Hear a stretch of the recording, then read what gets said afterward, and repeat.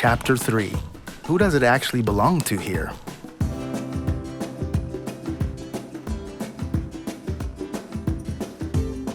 There are many museums and technical monuments all over the island. Don't expect me to offer you any interviews with guides, owners, or master artisans. There are 2 reasons for this. Firstly, everyone is interested in something different, so some of you could start to get bored, and I really wouldn't want that. And secondly, I don't want to deprive you of the moment of surprise, so I'll just give a hint. What's hidden inside?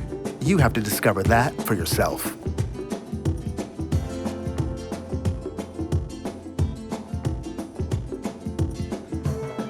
I really like the fact that the great majority of museums focus on the islanders' traditional activities and are usually associated with a bit of interesting history. This windmill just outside the town of Antica is my favorite. Not just because of the exhibits inside it, pertaining to volcanoes, goats, cheeses, and traditions, but mostly because of the beautiful cactus garden. The admission fee is only a few euros, and it's certainly several euros well spent. There's no guide for the tour, so the tempo and sequence is up to everyone individually.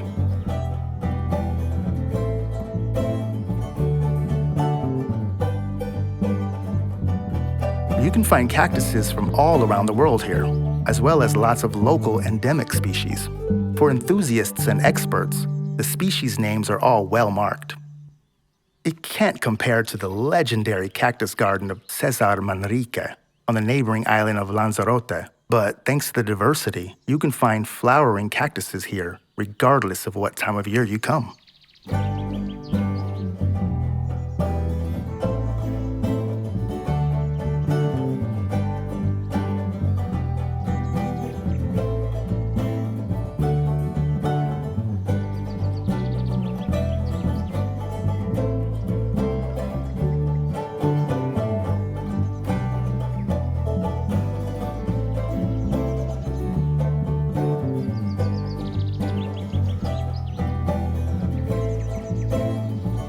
I keep small cactuses in flower pots at home.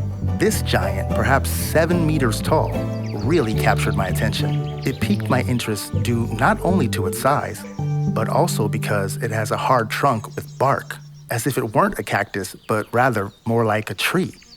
It's a succulent species. The exact name is Euphorbia candelabrum, and it's originally from Africa. Its relatives, other species of Euphorbia, can be found growing in the wild all around the island. The origin of the windmills in Fuerteventura goes all the way back to the 18th century, when they gradually started to replace mills powered by horses, donkeys, or people.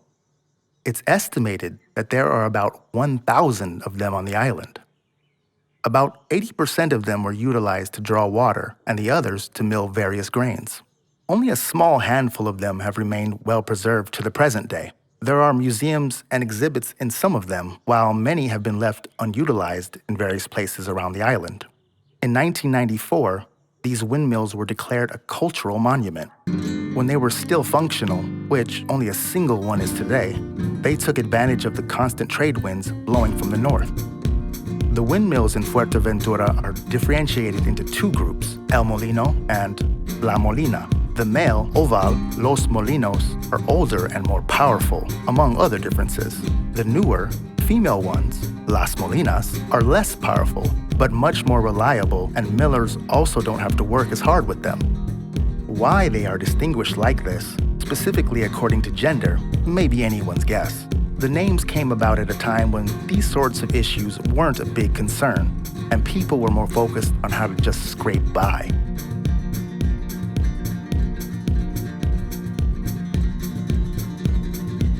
There's even a route called Ruta de los Molinos de Fuerteventura. I'm most definitely not going to hike it because it's 100 kilometers long and winds its way all over the island. But by car, you can easily complete it in a single day. It's a good trip for days when the weather is not the best.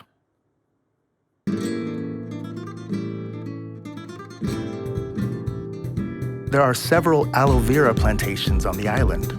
They offer tours and taste testing, and and you'll learn literally everything about the 1,000-year tradition of growing aloe vera. In short, everything to do with aloe vera, firsthand. I was definitely surprised that not all aloe is created equal, and that debates lasting for hours and hours can be had on the topic. There's no doubt about the beneficial effects of this plant, and products from the Canary Islands are certainly of the utmost quality.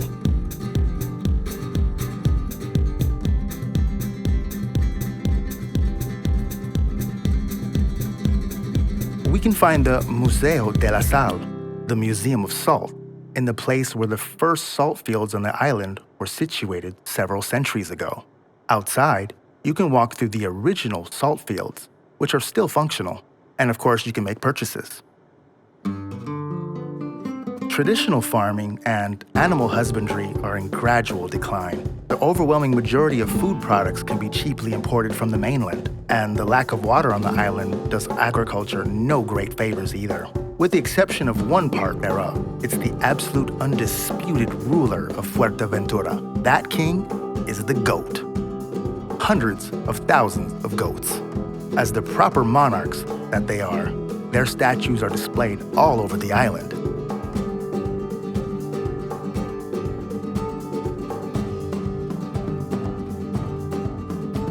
The Majorera goat is considered to be one of the most productive in the world. The quality of its milk is excellent. It's thick, aromatic, with a high fat content. It's one of the biggest secrets of Majorero cheese. The name is derived from the name of one of the kingdoms of the original inhabitants. The first records of Majorero cheese can be found going back as far as the year 1402, when it was also highly prized by the island's conquerors. Anyone that wants to learn more will not pass up the chance to visit any of the farms.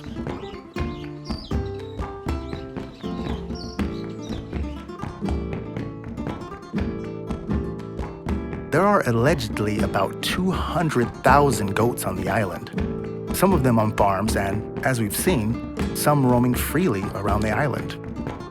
A nice attraction, especially for children, but let's not kid ourselves. The stench is awful.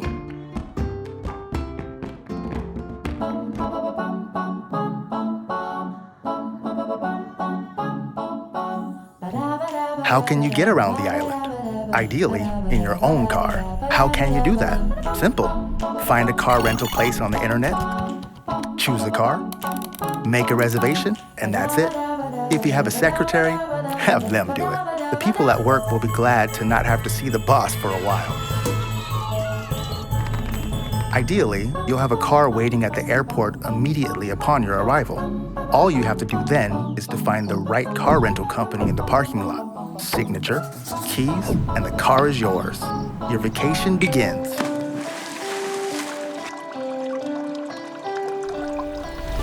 There are also buses servicing the island, or the nice local taxi drivers will give you a ride.